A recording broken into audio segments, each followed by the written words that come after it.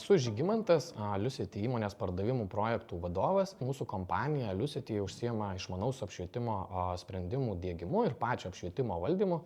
Esame sukūrę išmanę apšvietimo valdymo programinę įrangą ir sukūrę valdiklius, kurių pagalba galime miestams pasiūlyti maksimaliai efektyviai, kuo mažiausiomis galimomis išlaidomis valdyti jų turimą arba kuriamą naują infrastruktūrinio apšvietimo tinklą. Mūsų kompanija Liusity iš esmės nuo pat jos pradžios užsiema šviesos skaitmenizacija ir išmaniųjų technologijų panaudojimu apšvietimo srityje. Jeigu žvelgiant šiek tiek plačiau, tai miestai šiuo metu suvartoja daugiau negu 2/3 viso pasaulio energijos ir į aplinką išskiria daugiau negu 70% CO2 emisijų visų pasauliniu mastu. Tai būtent čia esame ir mes su savo išmanaus apšvietimo sprendiniu padedame miestams ženkliai sutaupyti, kalbame apie 80% ir kai kuriais atvejais dar daugiau elektros energijos sąnaudų ir tuo pačiu CO2 emisijų išskiriamų į miestus, į aplinką.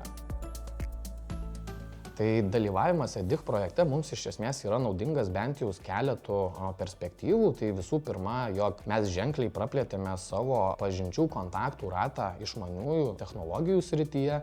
Ir žinoma, pasitarnauja dalyvavimas projekte mums ir mūsų pačių išmanaus apšvietimo sprendinio populiarinime, žinomumo didinime, kadangi mes šį sprendinį galime pasiūlyti ne tik miestams, kaip kad minėjau, bet ir skirtingiems pramonės sektoriams ir gamybinėms įmonėms, norinčioms sutaupyti ženklias elektros energijos sąnaudas. Lietuvoje Europos inovacijų centrai yra 3. Jie taip pat gali kalbėti su savo tikslinėmis grupėmis, su savo klientais vietinė kalba. Tai irgi labai svarbu. Taip pat Europos skaitmeninių inovacijų centrai dirba partnerystės pagrindu ir į partnerystę įeina tiek aukštosios mokyklos, tiek verslo asociacijos, tarkime, kaip mūsų Lietuvos pramonininkų konfederacija. Kiekvienas iš partnerių atneša savo pridėtinę vertę. Mes kaip pramonininkų konfederacija labai gerai pažįstame savo įmonės, savo tą verslo bendruomenę, žinome jų iššūkius, žinome jų lūkesčius ir turime tą tokį tiesioginį ryšį.